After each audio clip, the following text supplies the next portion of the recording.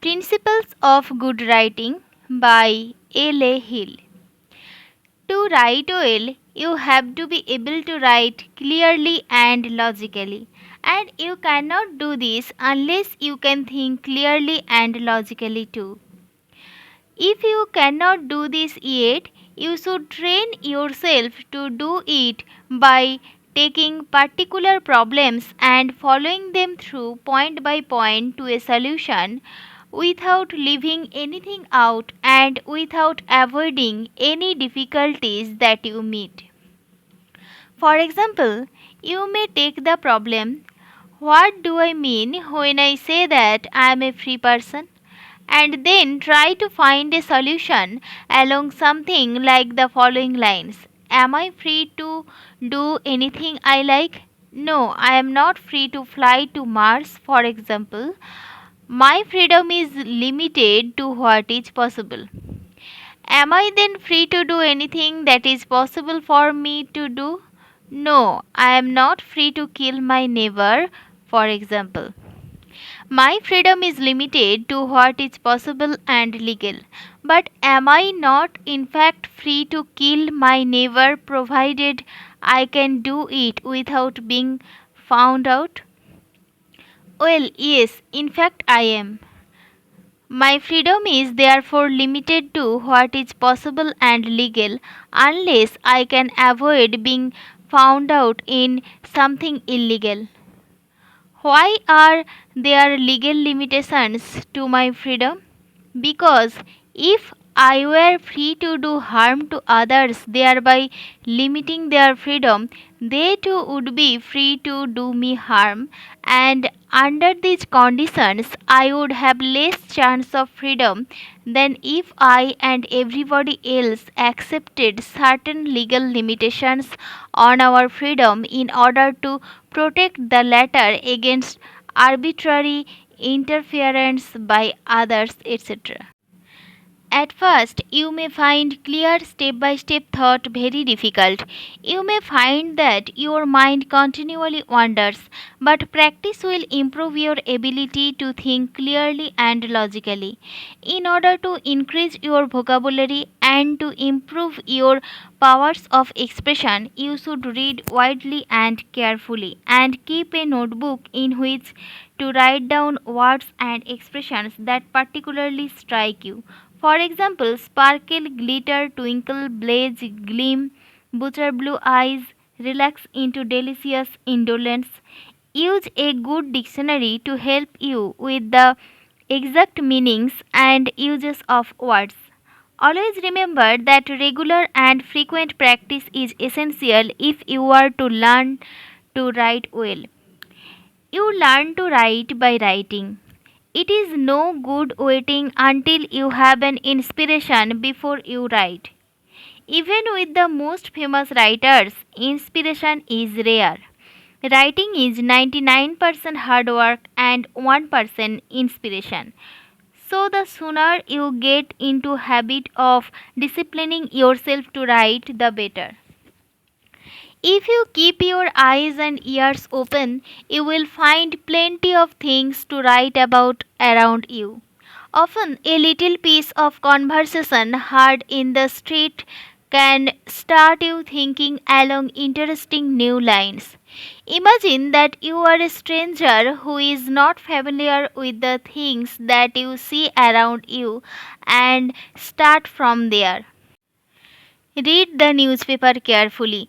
Every day there are examples of human joy and human tragedy in it, which give you ideas for articles, essays, or short stories. Keep a notebook in which to put down things that you notice or ideas that come to you when you are out walking, when you are reading a book or a magazine, or at any other time. Some people get ideas in the bath or when they wake up during the night. Unless they write down these ideas at once, they often forget them. Try to develop a warm human understanding of people, their problems, their joys, and their sorrows so that you are genuinely interested in everyone you meet and every incident you see. You will then find material for your work as a writer where before you could perhaps see nothing of interest. To be a successful writer, you must write interestingly. But different kinds of people have different interests, and it is most unlikely that you will be able to appeal to all of them. You therefore have to know exactly what type of reader you are writing for and exactly what kinds of things interest such a reader. By carefully reading magazines which are written for particular kinds of readers, exempligracia, women's magazines for teenagers, magazines for well educated men, you can find out the things that interest particular types of readers. Most people are interested in the present. Even when they read about the past or the future, it is latter's connections with or relevance to the present that particularly interest them. You should therefore choose subjects of topical interest, the latest fashion in some particular field, problems which worry people nowadays, and so on. You should write about Christmas when people are making preparations for this festival, and about summer holidays when the summer is approaching. As much as possible, choose subjects of which you have personal experience. You will be able to write on these much more convincingly and with greater authority than on subjects about which you have only second hand information. Presentation is of very great importance in good writing. Your opening paragraph should arrest the reader's attention and show him what you are writing about and why. If you are going to give the reader some information, tell him what subject you are going to deal with. If you are going to argue in support of a particular point of view, say what this point of view is. There is no harm in startling the reader in this first paragraph by putting forward a new and apparently paradoxical point of view, provided you have convincing arguments to support it in the rest of what you write. The main body of your piece of writing should collect together and present the ideas promised in the first paragraph or give good arguments to support the view put forward there. You should come to the point at once, say what you promise to say, avoiding irrelevant material, and then finish. Your last paragraph or sentence should bring what you have written to a neat, satisfying end, leaving the reader with a clear idea of what you have been saying. To write interestingly, you must yourself be intensely interested in what you are writing, and you must convey this feeling of eagerness to your readers. You must also believe intensely in what you are writing and convince your readers of your honesty. You cannot arouse their interest and sympathy unless they feel that you are interested and that you feel strongly about what you are saying. Do not, however, force upon the reader those of your own private problems which few, if any, other people share. People are very interested in problems which they too face, or which they may easily have to face in the near future. But they do not want to read the personal complaining and protest of someone whom they consider a crank or whom they suspect of being mentally unbalanced. Do not strive to create an impression. Forget about yourself. Think only of the reader and write naturally, avoiding self consciousness. If you have something interesting to write about and can express it clearly, simply, and with the human touch, it is sure to appeal to some classes of readers. But if you deliberately try to copy a style which is not your own, this will quickly become obvious to the reader. He will feel that you are not sincere and he will not go on reading what you have written. As you read more and more works written in particular style, your own will gradually change, but this will be a natural process and your new style will be yours because it comes up from your unconscious self, unlike a style which you are deliberately copying. This does not mean that you should not cultivate vivid expression. If you train yourself to see and hear things keenly and responsively as an artist or a musician does, you will be able to describe them vividly yet without artificiality. It is best to write simply and in a conversational tone. Clean, plain English in the fashion these days and an elaborate decorated style is quite out of date. Avoid jargon. Exempli Gracia, re your letter to hand, meaning with reference to the letter which I have received from you, and officialize Exempli Gracia, it is apprehended that, meaning I suppose. Hackett expressions Exempli Gracia Adams L for water and do one's level best for do the best one can. Rhetorical flourishes Exempli Gracia. This is a subject of great importance to many people nowadays and therefore one which I feel I should discuss seriously and honestly. The reader knows whether he thinks it important or not, and he certainly does not need to be told that if it is of great importance, it deserves to be discussed seriously and honestly. Empty verbiage. Exempli Gracia. I feel obliged to add that doubtless many people appreciate that it is a matter of the greatest importance that information about possible cases of cruelty to children should be passed on to the appropriate authorities immediately, in which the first 20 words are empty verbiage and circumlocutions. Exempli Gracia, I will cause investigation to be made with a view of ascertaining the information instead of I will find out. Prefer the concrete to the abstract word whenever possible.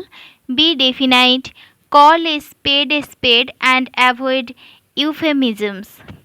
The latter have been called the cult of cosiness, which means the pretense that everything is alright when it is not. In Hitler's Germany, for example, the expression special treatment was used as euphemism for torture and murder of the most savage kinds. Here is an example taken from Dickens' novel David Copperfield of the sort of things to avoid.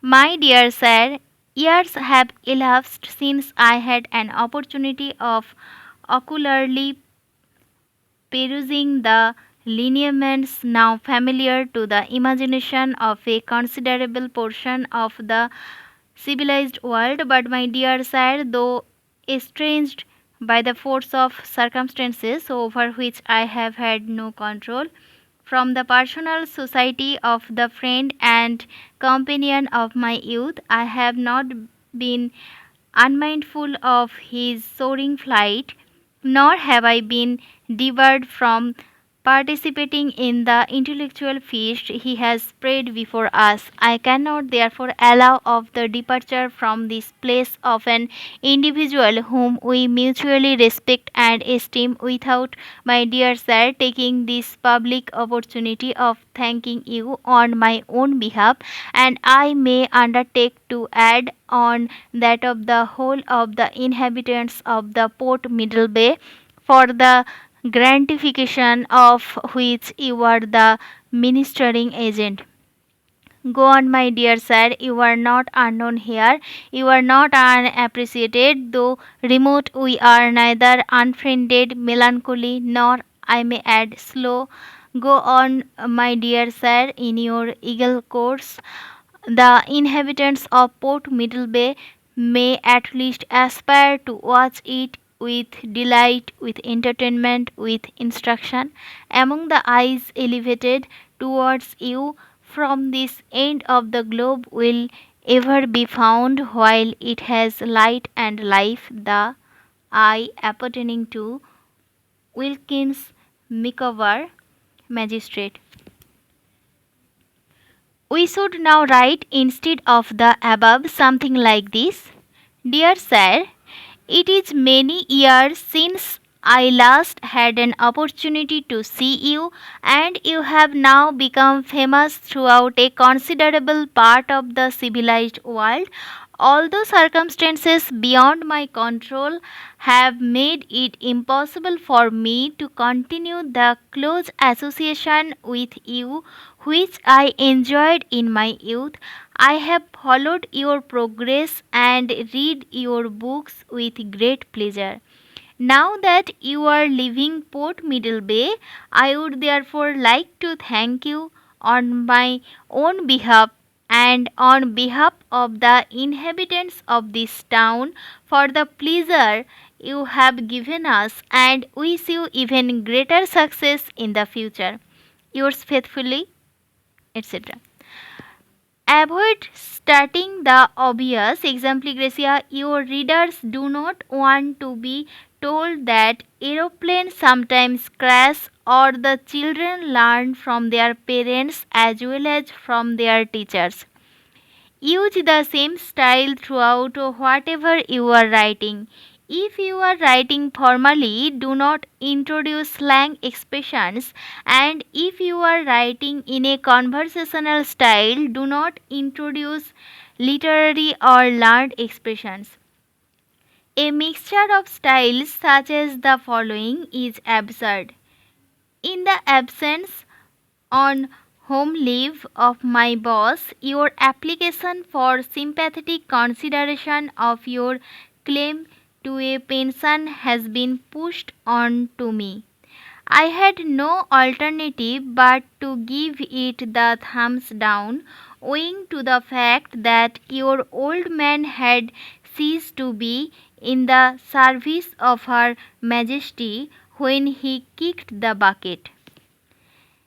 If while you are writing you cannot think of the right word at once, it is a good idea to put in another or to leave a blank so as not to interrupt your flow of thought. Then, when you have finished, you can go back and find exactly the right word for what you were trying to say. In any case, read your work over critically after you have finished it, replacing weak, vague, inexact words by others which say just what you mean.